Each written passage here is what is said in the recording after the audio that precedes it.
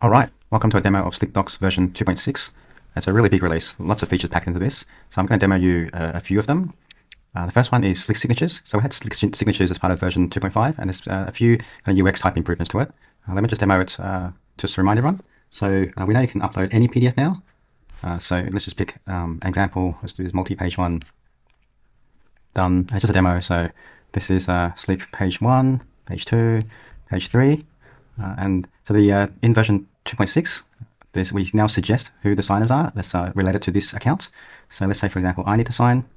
It's Jerry, and then we also want to have Rose to sign as well. Right. So everyone needs to, for example, initial their the pages.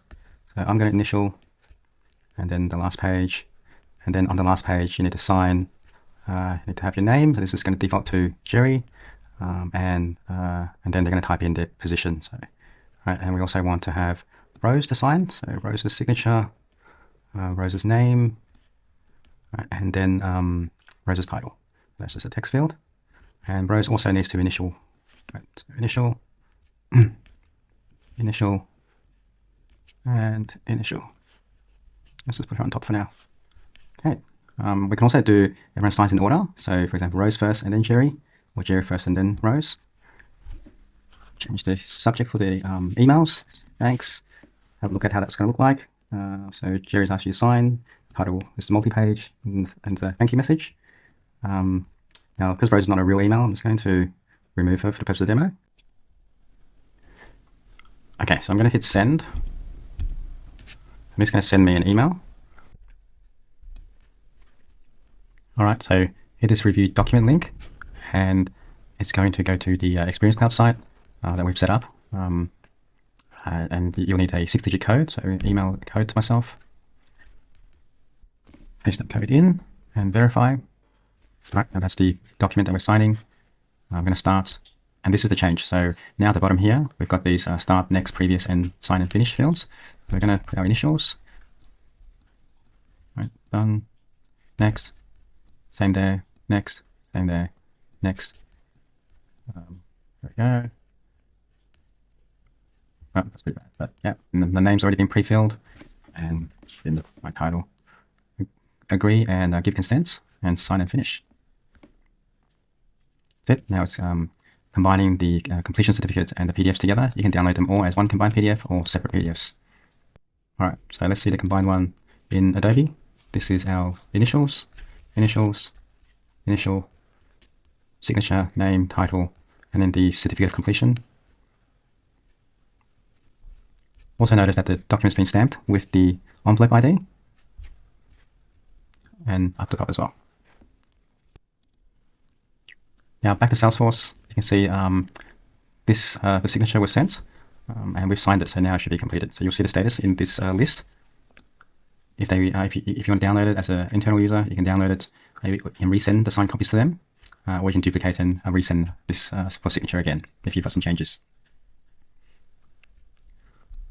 All of that is controlled inside the eSignature settings. So we've got the URL, which are from address, the default windows, and the signature modes. So the tier 0 is the fully native tier, and then bring your own keys and self-signed certs and certified seals in your own organization names. They're external and they can't be done inside Salesforce, so they require an external service. So contact us if you need those tier 1, 2, 3, or 4 enabled. But what I do want to show you is that at the bottom here, you can change your company name. So company X, change the color, maybe a little bit of brown, or your own logo.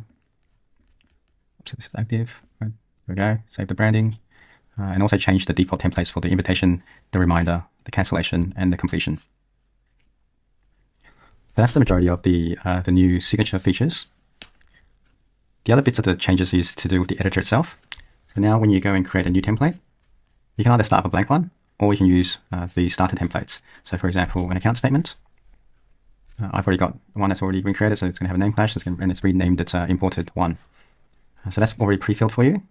And now, when you preview this, the test record, preview this, the spacing and the representation of the preview is going to mimic the actual PDF generation more closely. Previously, there was a lot more padding, a lot more spaces, which wasn't really representative of the PDF. So if we generate the PDF now, It should look pretty similar to what the preview shows.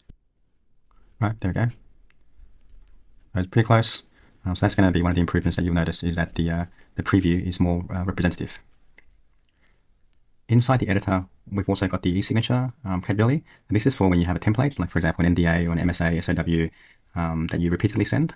So you can create a template for it rather than what I showed you before, which is uploading any arbitrary PDF. So enable that, and the same things. You drag the those signature fields, except at the time of time of creating the template, you don't know who the signer is. So we'll just make a placeholder and the name. Say that was the person's name and the person's email. I don't have it here, but for the purpose of this demo, let's pretend those ones are the name and the email fields. So that's the buyer. And when you drag these in, name, every time you generate a PDF from a template, these become enabled and written into the template itself, so that they're fixed in position and you can easily just replace the names when you generate them. So let's try that out. Publish this. Okay. Let's go back to our demo account. Generate a account statement, import one. Generate that. Okay, that's been successful. Right. Oops, where did I go? Now we can create a new signature request from a generated PDF. That's the one we generated. You can see here, these are the two fields that were from the template. And it's pre-populated with the account names, which is not actually what we want. Let's give it to Rose. Right, done. And the same flow that we had showed you before with sending an email and signing. So that's for templated eSignature requests. For version 2.6, we've also made some improvements to batches. So you can run the templates as a batch and generate these templates, and they'll all save the files against the record that it's generated from. And you can do it by a report. So new accounts reports. And if you don't want to do it as a report, you can copy the filters that are in that report and build the SQL instead. So in that report, I had credit date is the fiscal year, right? Or it could be at least last quarter. Preview the matching records. There were 15 records. Analyze that. Preview some samples. Right, so the first one looks like that for Edge Communications. Next one looks like that. Right, and it's going to show you the first 5 and not all of them. The other feature we added was combining PDFs. Now, so this account has a few PDFs already, and what I want to do is I want to merge them. So let's merge the single page, the statements, and the multi-page one, and you can combine all 3 of them. All right, and let's download that to see how that looks like.